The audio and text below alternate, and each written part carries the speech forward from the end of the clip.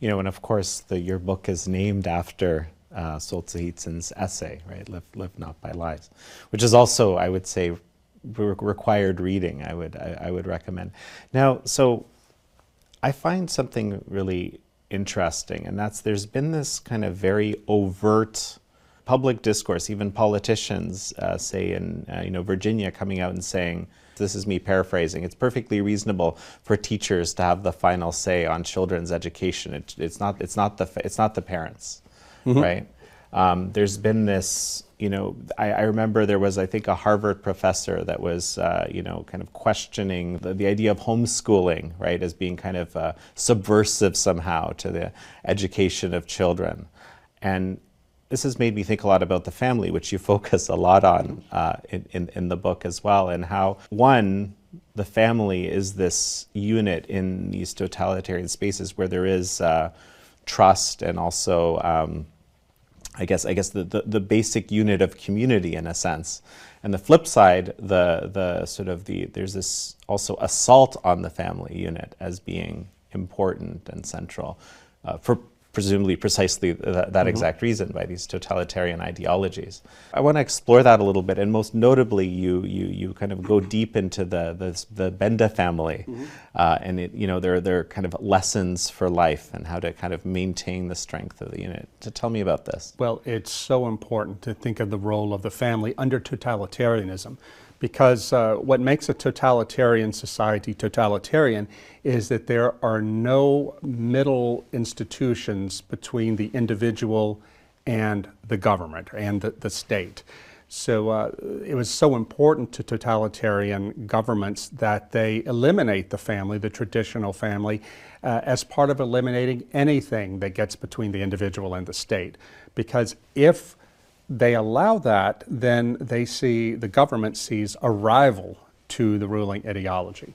So if you go back and look at the early Marxist rhetoric and propaganda about the family, you see that they saw the traditional family as a relic of feudalism, of capitalism, and it had to be destroyed in order to liberate the individual, which really means liberate the individual for slavery. Anyway, we see the same thing happening now with the left in our own country in our own time. You mentioned the schools. I mean, this is where it's happening, where most people are going to find this. When you have schools in this country already taking children, filling their heads with critical race theory propaganda and with gender ideology, you even have many schools that have formal policies in place that if a child, no matter how young, says that they are transgender, the school will, by policy, refuse to let the parents know on the grounds that the parents are oppressing this child. I mean, this is straight out of totalitarian societies, and it's happening right here. The family is such an important source of resistance, though, and I learned this from talking to the Benda family in Prague. Václav and Kamila Benda were the only religious believers, they were Catholics, in the inner circle around Václav Havel and the leading dissidents in Czechoslovakia. And they had 5 kids. Václav Benda died in 1999, but they raised their kids to be faithful Christians, but also dissidents. And I went to the apartment, and their apartment there in Prague, which had been a gathering place for the dissident community, in part because it was right around the corner from the secret police headquarters. And people, when they were on their way in to be interrogated, they would stop by the Benda apartment for prayer and for advice about how to resist the interrogation and so forth. But I talked to Camilla, she's now a grandmother, about how she raised her kids, why it was so important to have these kids involved in the family's work of resistance. And she said that they didn't know when communism was going to end, if it would ever end in their lifetime, and they did not want to lose their kids to communist ideology. So they knew that the kids had to go to communist schools, state schools. When they would come home from school at the end of the day, the Bendas, primarily the father, would sit down and talk to the kids about what are you learning at school, and he would help them understand how the regime was lying. And so he gave them the precious gift of knowing how to discern truth from lies. They didn't just conform to avoid trouble. They also taught these kids by using movies and books what truth was, what goodness was. They would watch High Noon, the great Western, where Gary Cooper is the sheriff, the lone sheriff who faces down the gang when everybody else in the town is a coward. Gary Cooper stood there, stood for truth, and he stood courageously. The Benda children, they're all grown now, they said, we looked at our father like he was Gary Cooper. In other words, both the father and the mother gave their children someone to look up to for examples of courage. I remember talking to Camilla in her apartment, and mind you, this is an Eastern European intellectual apartment. There are 14-foot ceilings. There are books from floor to ceiling on every wall. I said, Camilla, what did you do for these kids to help prepare them to love truth and to love God and to resist, find courage? She said, well, I would read to them for 2 or 3 hours every day. I said, every day? Because she taught college too. She said, yeah, every day, even when her husband Václav was in prison. He was a political prisoner for 4 years. She said, I would read to them. I said, what would you read? She said, I would read myths, I would read the classics of Western literature, and I read to them a lot of Tolkien, Lord of the Rings. I said, Tolkien? Why Tolkien? She looked at me and said, because we knew that Mordor was real. And I realized as she was telling me this, that what a genius thing this was for her to have done, because these children, they couldn't understand scientific materialism, they couldn't understand Marxism or any of that, but they could understand what the Fellowship of the Ring was. They could understand what Mordor was, and they came to understand the movement that their parents were involved in, this dissident movement, as being analogous to the Fellowship of the Ring. So what she was able to do was to build their moral imaginations up to love truth, to love goodness, to love virtue, especially the virtue of courage, so that when they got older and could participate in the movement, that they would naturally step into that. It helped me to understand how important it is to do this prep work, you might say, of helping keep cultural memory alive. Because this is what they did. All of the dissidents, they knew that if they lost, if they allowed the communists to take away memory of what it meant to be a Czech or a Pole or a Slovak, to take that away from them, which they did by taking away the history and the culture, that they were lost. I tell the story in the book. This isn't about communism, but about Nazism. When the Germans invaded Poland, their plan to subjugate the Poles was to destroy the Polish idea of the Polish nation, the Poles as a separate people, and their religion, their Catholicism. Well, young Karol Wojtyła, the future Pope John Paul II, he was a theater student at the time, and they knew it would be pointless to try to take up arms against the Wehrmacht. So what they did, he and his theatrical compadres, they wrote plays about Polish patriotic, historical themes and about Catholic themes. And they performed these plays in the underground for audiences that took the risk of coming to see them. If the Gestapo had found out what they were doing, they would have killed them all. But they never found out, thank God. What the future Pope was trying to do there was to keep the cultural memory alive in this time of persecution. We have the same responsibility today to do that. When we look at what's happening in Hollywood, what's happening in our schools, they're trying to take away American history, trying to stigmatize the history of the West, all of this. This is all part, it sounds like a conspiracy theory, but it's not conspiracy, it's happening. This is part of a plot to reimagine and re-engineer Western society. I talk about in Live Not by Lies about the 1619 Project, which is about trying to reframe the founding, the American founding, to taint it with slavery. And they try to sell this to the people, saying, "No, we just want our students to think about how bad slavery was. Hey, that will be fine." But that's not what this is. This is absolutely about falsifying American history to taint the founding and to educate an entire generation of young Americans into disbelieving in their country, disbelieving in their country's ideals, so they can be remade in this totalitarian way. Again, 6, 7 years ago, I might have called that a conspiracy theory, but now, having talked to all these people who actually lived through communism, It's very clear what's happening. And it's very clear that if we Americans don't wake up and take these prophetic testimonies of the immigrants seriously, that we are going to lose our country. Just down the street at the Natural History Museum here in New York, they just removed Teddy Roosevelt's statue. I think like moments like this are instructive to what you're talking about right now. People who grew up under communism know what it means when they take statues down. Last year in, I think it was the New York City Council room, they removed the statue of Thomas Jefferson because he owned slaves. Look, nobody is claiming that American history is populated with saints. These were flawed men who were great in their own time, but had flaws. They're human beings.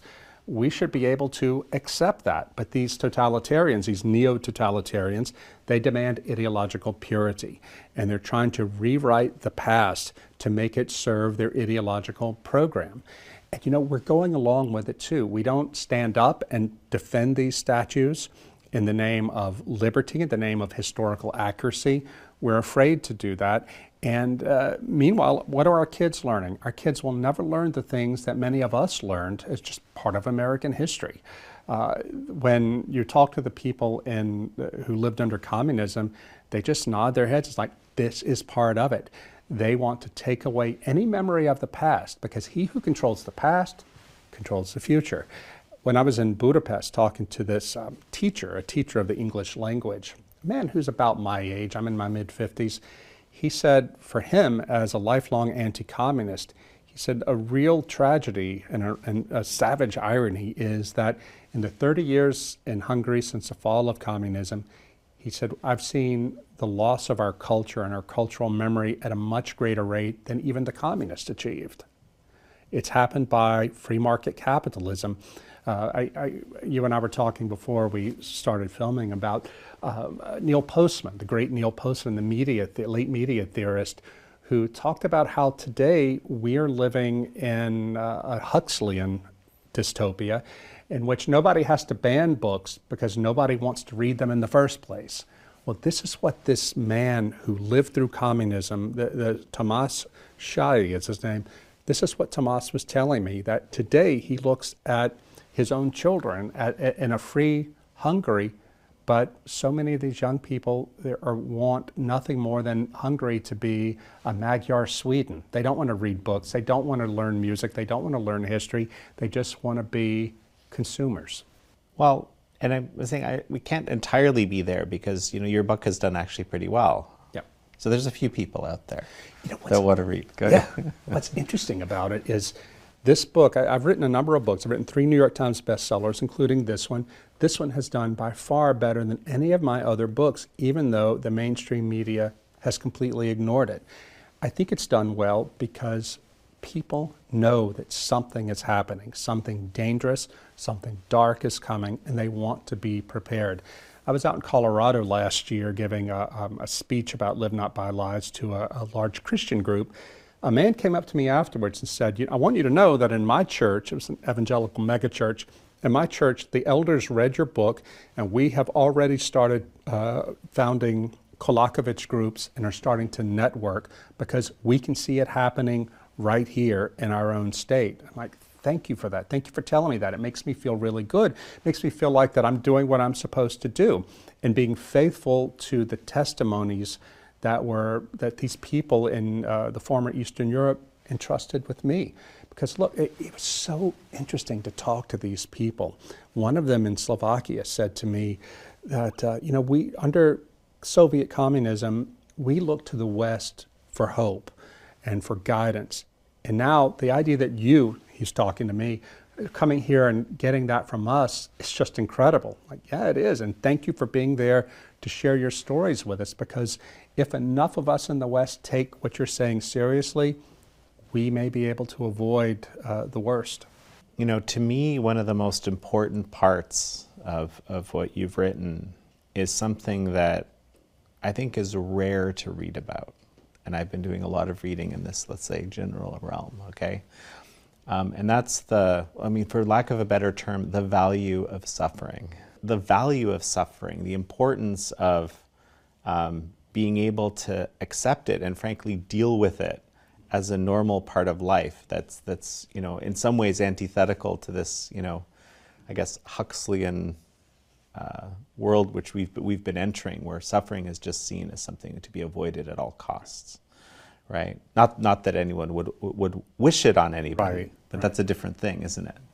It is. And in fact, this is the secret to resistance, is the way you deal with suffering. I can remember after interviewing an elderly pastor, a Russian Baptist pastor in Moscow. We went outside the tea shop, and it's snowing on the streets in Moscow near the Kremlin, and he looked at me and said, "You go home to America and you tell the church that if they're not prepared to suffer for the faith, then their faith is worthless." And this is a man who had been through it, and he knew what he was talking about. And I found this over and over and over again, that was the key to having resilience in the face of this horrible persecution, is a willingness to suffer. And not just bear it stoically, but to find a way to transform it and to make it purifying and something good. One of the heroes of Live Not by Lies is a man named Dr. Sylvester Krčméry.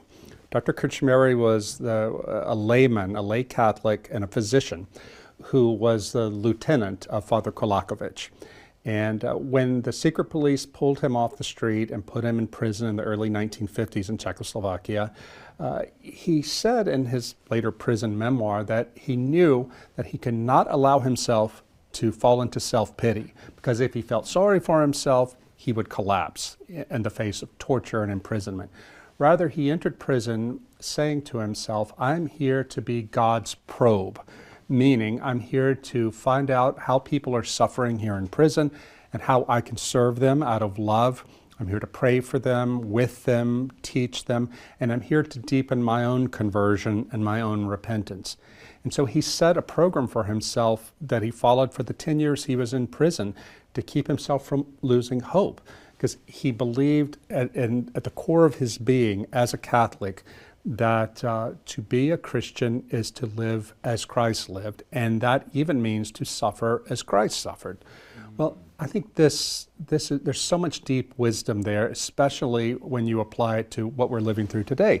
We don't have anything like what the Dr. Krčmérys and the other dissidents lived through. At least we don't have it in the U.S. But we do have a terrible fear of suffering, because so many of us are middle class and comfortable. I mean, I accuse myself of this too. And this is how the soft totalitarianism works, by making us afraid of any discomfort. Most of the people in Eastern Europe, I was told, ended up conforming and going along to avoid trouble. Those relative few who had the courage to embrace suffering or the prospect of suffering, to stand for the truth, they were the ones who made it.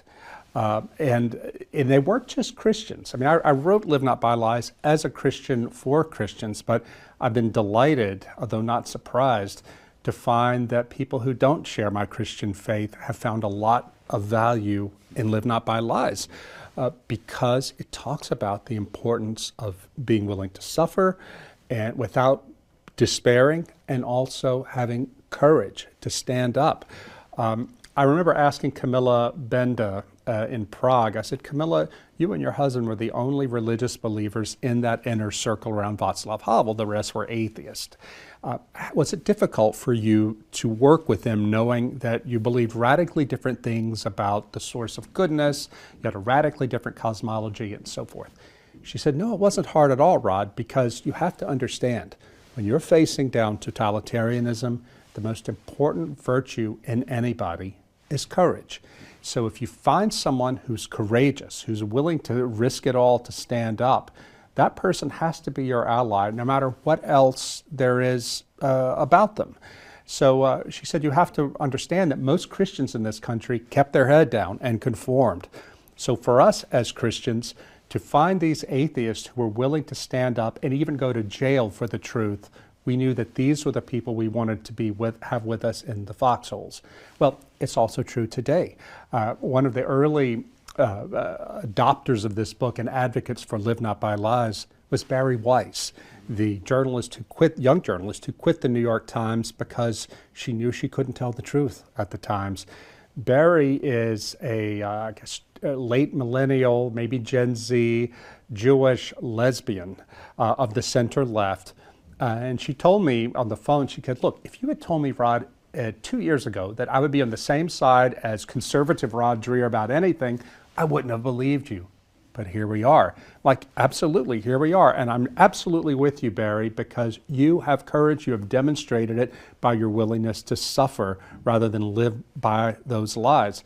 In the same way, the left-wing atheist Brett Weinstein and his wife Heather Heying, both scientists and academics who were driven out of Evergreen State by the woke mob, they've embraced the book too, because they see in this book, though they're not religious believers, they see a model in these brave dissidents, a model for all of us today, whatever our politics are.